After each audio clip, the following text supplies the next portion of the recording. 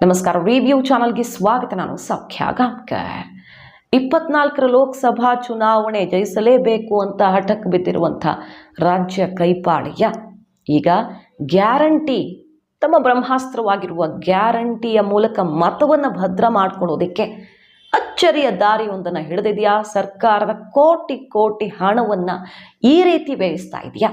ಗಂಭೀರ ಆರೋಪವೊಂದು ಕೇಳಿ ಬರ್ತಾ ಇದೆ. ಈಗ ವರದಿಗಳಾಗ್ತಿವೆ, ಜೊತೆಗೆ ಪ್ರತಿಪಕ್ಷದ ಆಕ್ರೋಶವೂ ವ್ಯಕ್ತವಾಗ್ತಿದೆ. ಏನು ಹಾಗಾದರೆ ಗ್ಯಾರಂಟಿ ಬಿಗ್ ಸೀಕ್ರೆಟ್ ಮಾಹಿತಿ ಮುಂದೆ ಇಡ್ತಾ ಇದ್ದೀವಿ. ಮಿಸ್ ಮಾಡಿದ್ರೆ ನಮ್ಮ ಚಾನಲ್ನ ಸಬ್ಸ್ಕ್ರೈಬ್ ಮಾಡಿ, ಹಾಗೆ ನಿಮ್ಮ ಅಭಿಪ್ರಾಯ ಕಮೆಂಟ್ ಮಾಡಿ ತಿಳಿಸಿ. ವೀಕ್ಷಕರೇ, ಪ್ರತಿಷ್ಠಿತ ವಾಹಿನಿಗಳ ಸರ್ವೆ ಸಮೀಕ್ಷೆ ಇದರಲ್ಲೆಲ್ಲ ಗ್ಯಾರಂಟಿಗಿಂತ ಬೇರೆ ವಿಚಾರಗಳೇ ಕರ್ನಾಟಕದಲ್ಲಿ ಪ್ರಾಮುಖ್ಯತೆ ಪಡ್ಕೊಳ್ಳುತ್ತೆ ಅನ್ನೋ ಅಂಕಿಅಂಶಗಳು ಹೊರಗಡೆ ಬರ್ತಿದ್ದಾವೆ. ಗ್ಯಾರಂಟಿಗೆ ಮತ ಕೊಡಲ್ಲ, ಮಹಿಳೆಯರು ಗ್ಯಾರಂಟಿ ಮುಖ ನೋಡಿ ವೋಟ್ ಹಾಕಲ್ಲ ಅನ್ನೋ ಥರದ ರಿಪೋರ್ಟ್ಗಳನ್ನು ಸುದ್ದಿವಾಹಿನಿಗಳ ಸರ್ವೆಗಳಲ್ಲಿ ನೋಡ್ತಾ ಇದ್ದೀವಿ. ರಿಪಬ್ಲಿಕ್ ಸರ್ವೆ ನೋಡಿದ್ವಿ, ಬೇರೆ ಬೇರೆ ಸಮೀಕ್ಷೆಗಳು ಕೊಡ್ತಾ ಇದ್ದಾವೆ ಇದೇ ನಂಬರನ್ನು. ಟೈಮ್ಸ್ ನೌ ಸರ್ವೆಯಲ್ಲೂ ಕೂಡ ಇದು ವ್ಯಕ್ತವಾಗಿತ್ತು.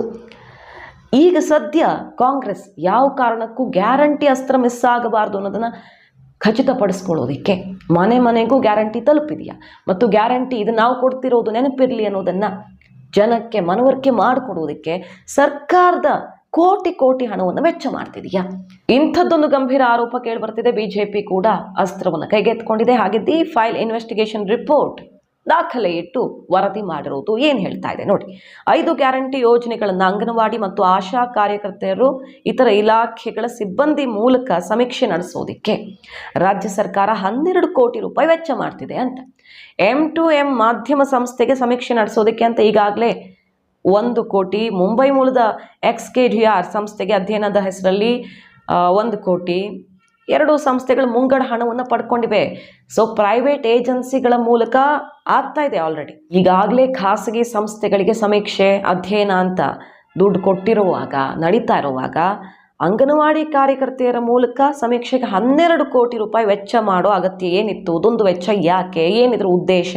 ಅಂಗನವಾಡಿ ಕಾರ್ಯಕರ್ತೆಯರ ಮೂಲಕ ಮನೆ ಮನೆಗೂ ಗ್ಯಾರಂಟಿ ವಿಚಾರವನ್ನು ಮನವರಿಕೆ ಮಾಡಿಕೊಡೋ ಮೂಲಕ ಚುನಾವಣಾ ತಯಾರಿಯನ್ನು ಸರ್ಕಾರದ ದುಡ್ಡಲ್ಲಿ ಮಾಡ್ತಿದ್ದಾರಾ ಅನ್ನೋ ಥರದ ಆಕ್ರೋಶ ಎತ್ತಿರೋದು. ಲೋಕಸಭಾ ಚುನಾವಣೆ ಹೊಸ್ತಿಲಲ್ಲಿ ಗ್ಯಾರಂಟಿ ಯೋಜನೆ ಸಮೀಕ್ಷೆ ಹೆಸರಲ್ಲಿ ಮನೆ ಮನೆ ತಲುಪುವ ಹೊಸ ದಾರಿ ಇದು ಅಂತ ಆಕ್ಷೇಪ ವ್ಯಕ್ತವಾಗ್ತಿರೋದೀಗ.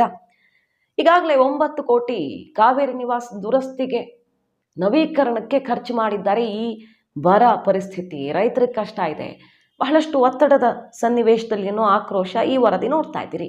9 ಕೋಟಿ ಸಮಾಜವಾದಿ CM ಸಿದ್ದರಾಮಯ್ಯನವರು ನವೀಕರಣ ಖರ್ಚು ಮಾಡಬಹುದಾ?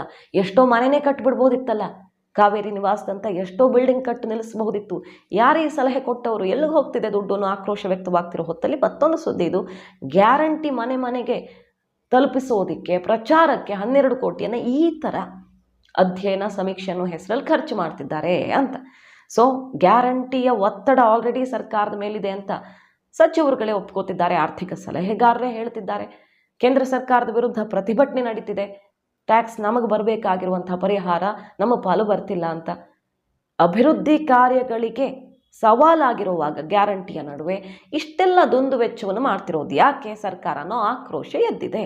ಇದಕ್ಕೆ ಸರ್ಕಾರ ಏನು ಉತ್ತರಿಸುತ್ತೆ ಕಾದು ನೋಡೋಣ. ಮಾಹಿತಿ ನಿಮ್ಗೆ ಇಷ್ಟ ಆಗಿದ್ರೆ ಮಿಸ್ ಮಾಡಿದ್ರೆ ನಮ್ಮ ಚಾನಲ್ನ ಸಬ್ಸ್ಕ್ರೈಬ್ ಮಾಡಿ, ಹಾಗೆ ನಿಮ್ಮ ಅಭಿಪ್ರಾಯ ಕಮೆಂಟ್ ಮಾಡಿ ತಿಳಿಸಿ. Thank you.